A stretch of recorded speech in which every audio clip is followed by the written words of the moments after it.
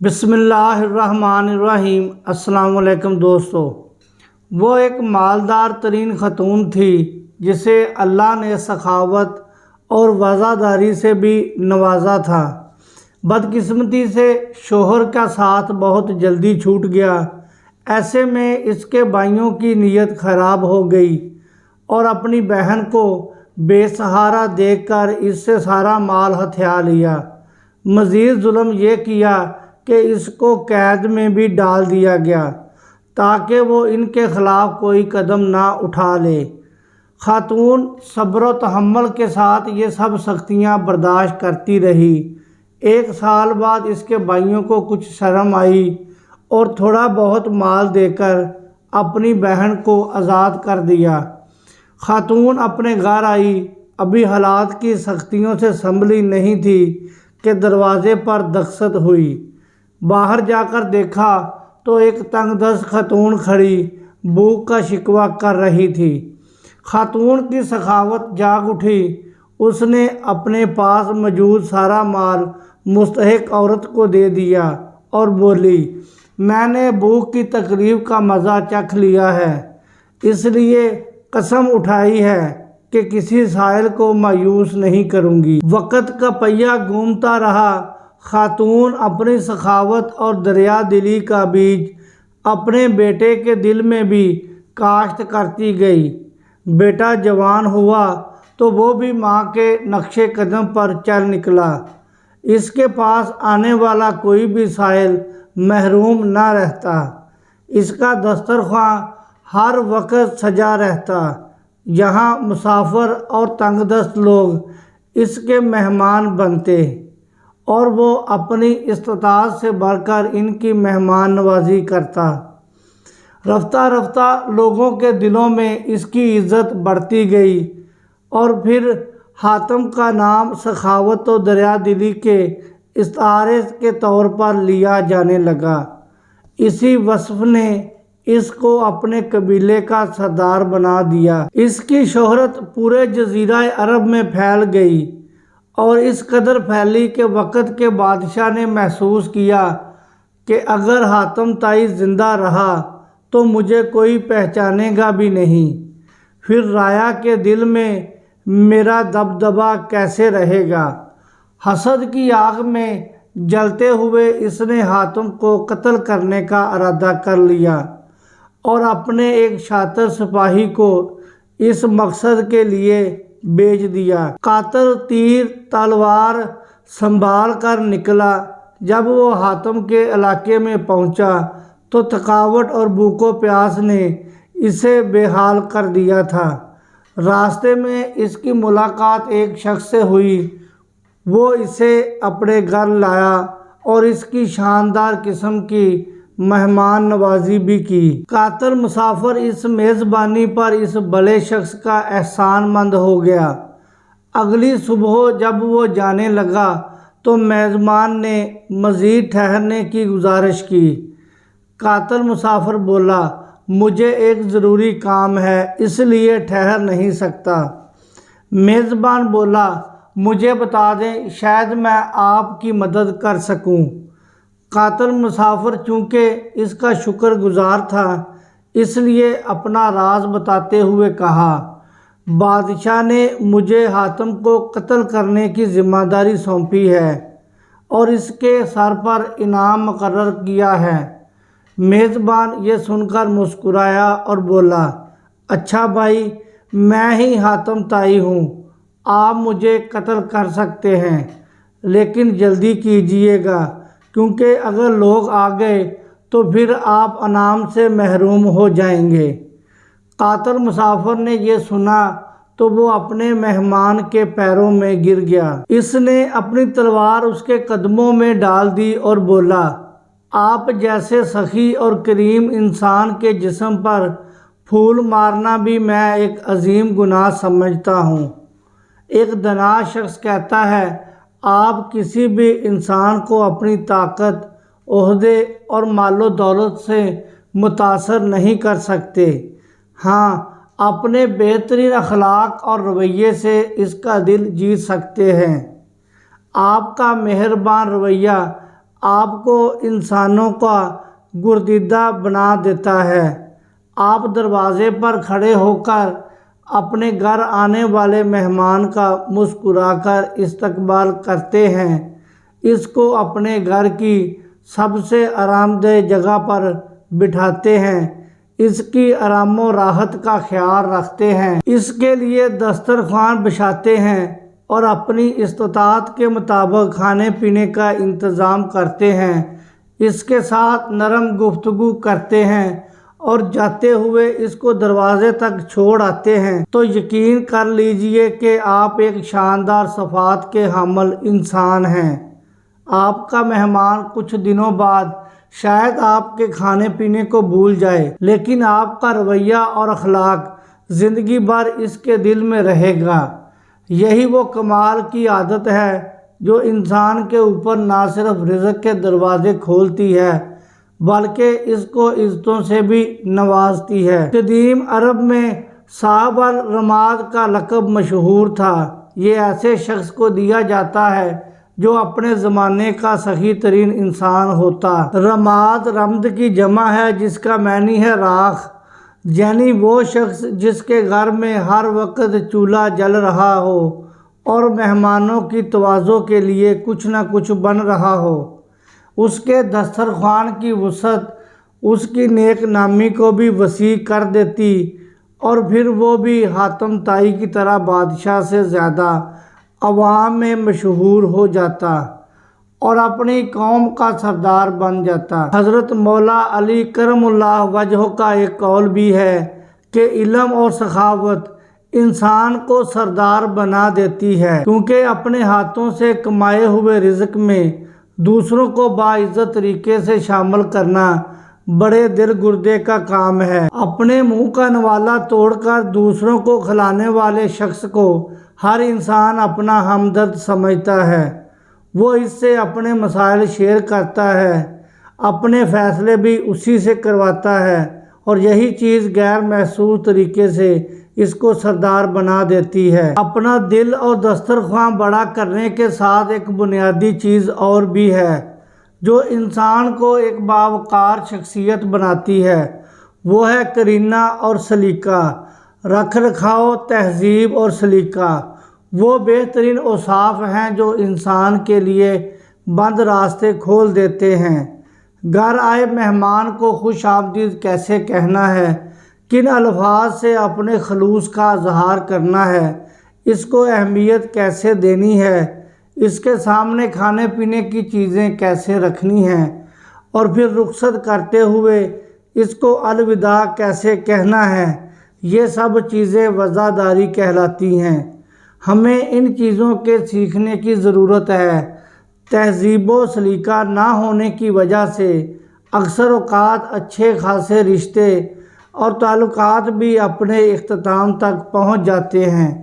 اگر کوئی شخص گھر آئے مہمان کے سامنے 25 روپے کے بسکٹ اور ایک پیالی چائے رکھ کر یہ امید کرتا ہے کہ وہ اس کی مہمان نوازی کی حسین یادیں لے کر جا رہا ہے اور کل کو وہ بھی بھرپور خاطر تواضع کرے گا، تو یقین کریں وہ بہت بڑی غلط فہمی میں مبتلا ہے۔ حقیقی مہمان نوازی یہ ہے کہ آپ جو کھاتے ہیں اس سے بہتر اور عمدہ مہمان کے سامنے پیش کر دینا اور آپ کے پیش کرنے میں عزت اور سلیقہ بھی ہو۔ ہمارے معاشرے میں بچوں کے رشتے نہ ہونے کی ایک وجہ یہ بھی ہے کہ ہم آئے ہوئے مہمان کے سامنے تہذیب اور رکھ رکھاؤ کا مظاہرہ نہیں کرتے۔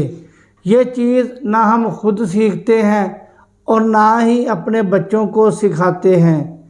البتہ انہیں اعلیٰ تعلیم ضرور دیتے ہیں، ان کے لیے مہنگے ترین کپڑے، موبائل فون، لیپ ٹاپ کا بندوبست بھی کر دیتے ہیں، لیکن جس رویے کے ساتھ انہوں نے ساری زندگی گزارنی ہے وہ نہیں سکھاتے۔ ہم انہیں خلوص اور قربانی کی ترغیب نہیں دیتے، ہم انہیں وہ گر نہیں سکھاتے جس کی بدولت انسانوں کے دل جیتے جا سکتے ہیں۔ میزبانی کا مطلب ہے خود کو چھوٹا کر کے دوسروں کو بڑا کر دینا۔ گھر آئے ہوئے مہمان کو ترجیح اول بنانا، یہ وہ اعلیٰ صفت ہے جس کی اللہ تعالیٰ نے بھی تعریف کی ہے۔ سورۃ الحشر کی آیت نمبر 9 میں اللہ تعالیٰ نے فرمایا ہے، جس کا ترجمہ ہے وہ اپنے جانوں پر دوسروں کو ترجیح دیتے ہیں اگرچہ وہ خود فاقے میں ہوں۔ اس آیت کا شان نزول وہ واقعہ ہے جب رسول اللہ صلی اللہ علیہ وآلہ وسلم کی خدمت میں ایک بھوکا شخص حاضر ہوا۔ آپ نے انہیں ازواج مطہرات رضی اللہ تعالی عنہا کے یہاں بھیجا۔ ازواج مطہرات رضی اللہ تعالی عنہا نے کہلا بھیجا کہ ہمارے پاس پانی کے سوا اور کچھ نہیں ہے۔ اس پر آپ صلی اللہ علیہ وآلہ وسلم نے فرمایا کہ ان کی کون مہمانی کرے گا؟ ایک انصاری صحابی بولے، میں کروں گا۔ چنانچہ وہ ان کو اپنے گھر لے گئے اور اپنی بیوی سے کہا کہ رسول اللہ صلی اللہ علیہ وآلہ وسلم کے مہمان کی خاطر تواضع کرو۔ بیوی نے کہا کہ گھر میں بچوں کے کھانے کے سوا اور کوئی چیز بھی نہیں ہے۔ انہوں نے کہا، جو کچھ بھی ہے اسے نکال دو اور چراغ جلا لو، اور بچے اگر کھانا مانگے بھی تو انہیں سلا دو۔ بیوی نے کھانا نکال دیا اور چراغ جلا دیا اور اپنے بچوں کو بھوکا سلا دیا۔ پھر وہ دکھا تو یہ رہی تھی جیسے چراغ درست کر رہی ہوں، لیکن انہوں نے اسے بجھا دیا۔ اس کے بعد دونوں میاں بیوی مہمان پر ظاہر کرنے لگے کہ گویا وہ بھی ان کے ساتھ کھا رہے ہیں، لیکن ان دونوں نے اپنے بچوں سمیت رات فاقے میں گزار دی۔ صبح کے وقت جب وہ صحابی آپ صلی اللہ علیہ وآلہ وسلم کی خدمت میں حاضر ہوئے تو آپ صلی اللہ علیہ وآلہ وسلم نے فرمایا کہ تم دونوں میاں بیوی کے نیک عمل کو اللہ تعالیٰ نے پسند کیا ہے، اور اس پرخلوص میزبانی پر قرآن کریم کی مندرجہ بالا آیات نازل ہوئیں۔ یاد رکھیں، جس شخص کا دسترخوان مہمانوں سے خالی ہوتا ہے تو اس کا سوشل سرکل بھی نہیں بنتا۔ کوئی انسان خواہ کتنا ہی اعلیٰ تعلیم یافتہ، انتہائی دولت مند اور قابلیت کا حامل ہو، اگر وہ انسانوں سے دور ہے اور اس کے دل اور گھر کے دروازے لوگوں کے لیے کھلے نہیں ہیں تو وہ ایک قابل رحم شخص ہے جس نے اتنا سب کچھ ہونے کے باوجود بھی خود کو اپنی ہی دنیا میں قید کر لیا ہے۔ اپنے گھر کے دروازے دوسروں کے لیے کھلے رکھنے کا سب سے بڑا فائدہ یہ ہے کہ انسان کے گرد انسانوں کا جمگاٹا لگنا شروع ہو جاتا ہے۔ اس کے دسترخوان پر بیٹھنے والا ہر شخص یہی کہتا ہے کہ بھائی میرے لائق کوئی خدمت ہو تو مجھے ضرور بتانا۔ یہ ایک حقیقت ہے کہ انسان ہی انسان کا سہارا ہوتا ہے اور ہمیں قدم قدم پر ان سہاروں کی ضرورت ہوتی ہے۔ انسان اسکول، کالج، یونیورسٹی اور کتابوں سے اتنا نہیں سیکھتا جتنا وہ دوسروں سے سیکھتا ہے۔ ان کے رویوں کو دیکھ کر اپنے اخلاق بہتر بناتا ہے، ان کی عادات سے ہی اپنی عادات خوبصورت بناتا ہے۔ وہ جب دوسرے انسانوں کی محرومیوں کو سنتا ہے تو اپنی حاصل کردہ نعمتوں پر شکر ادا کرنے لگ جاتا ہے۔ وہ ان کی بیماریوں سے باخبر ہوتا ہے تو اپنی صحت کی قدر کرنے لگ جاتا ہے۔ اگر ان کو ترقی کرتے دیکھتا ہے تو خود بھی محنت کا عزم کر لیتا ہے۔ اگر ان سے کوئی حکمت بھری بات سنتا ہے تو اس کو اپنی زندگی کا حصہ بنا لیتا ہے۔